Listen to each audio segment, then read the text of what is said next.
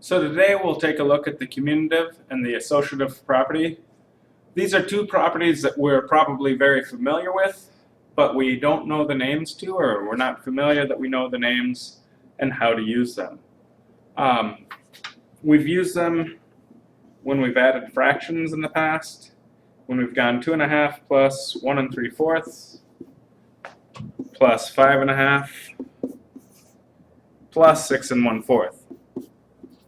In this example, often what we've done is mentally just gone, well, we know 2.5 plus 5.5. We know the half plus half is 1, and then we have 7 wholes already, so we end up with 8. And then we know that we can combine 3/4 with 1/4 to get a whole. 6 plus 1 is 7, and 1 more whole is 8 more. And we've just used both properties at this point without identifying them, but are, again, familiar with them and using them. So a lot of times when we do mental math, we mentally move things or commute them, and then we group them or associate them. And we're using these two properties. So today we'll focus on recognizing the properties and naming them, and then also using them as we simplify algebraic expressions. So first, the commutative property. And this, again, if we think of the base commute, meaning to move, that is what we're doing with this. And when we're dealing with something that's all addition or all multiplication, the order that we add or the order that we multiply doesn't affect the outcome, their sum or their product. So I can go 5 plus 6, as I show here, and get 11, or I can go 6 plus 5 and end up with 11.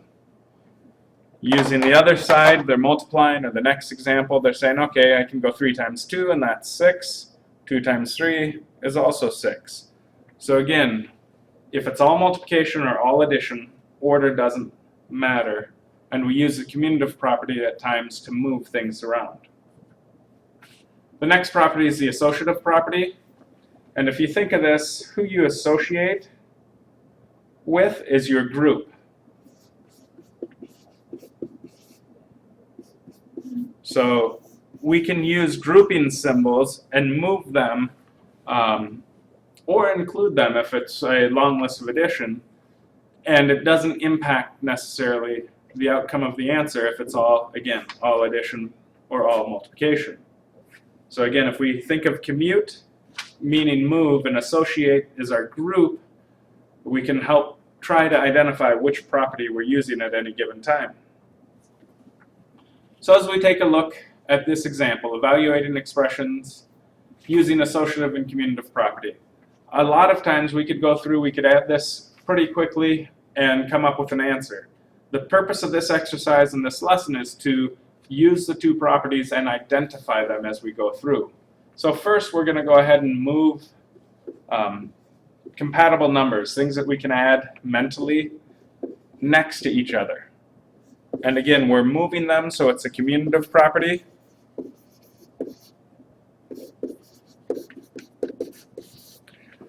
And the next step is including the grouping symbols. And a lot of times, again, we've done this mentally without showing the steps. So for a day or two, we're going to work on identifying the steps and putting them in. So as we include these grouping symbols, it's the associative property. And then we can go ahead and do the math. 8 plus 22 is 30. We know that 14 plus 16 is 30. That's using substitution. And then again, can go ahead and add 30 plus 30 to get to 60. And once again, we're using substitution.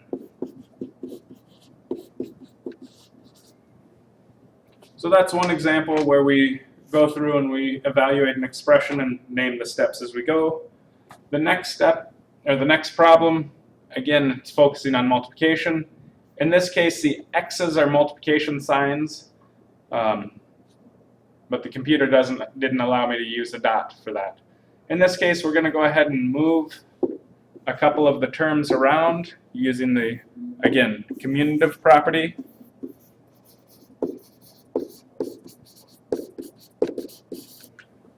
And then I'll go ahead and add grouping symbols.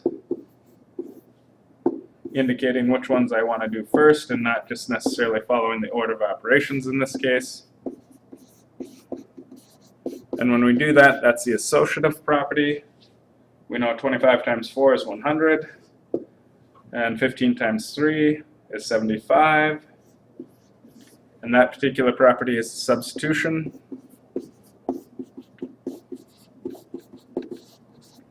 And we can go ahead and simplify this. 100 times 75 is 7,500. And once again, that is also substitution.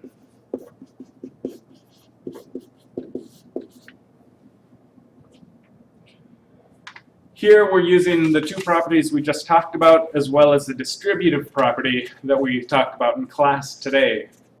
So as I look at this expression and I'm trying to simplify it, the first thing I need to do is use the distributive property and distribute the 4 through. And I'm going to go ahead and just do the math right away. We know that 4 times 3 is 12n, plus 4 times 9 is 36, plus 5n. And again, what allows us to do this is the distributive property.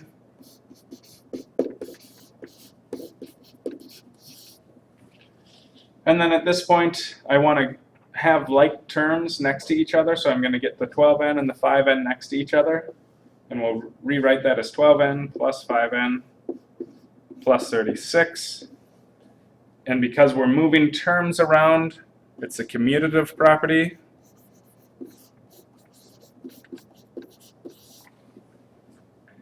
And then I'm going to go ahead and substitute. In this one, I don't necessarily need to use brackets and use the associative property because there's only one set of like terms. So we have 17n plus 36, and again, that's using substitution.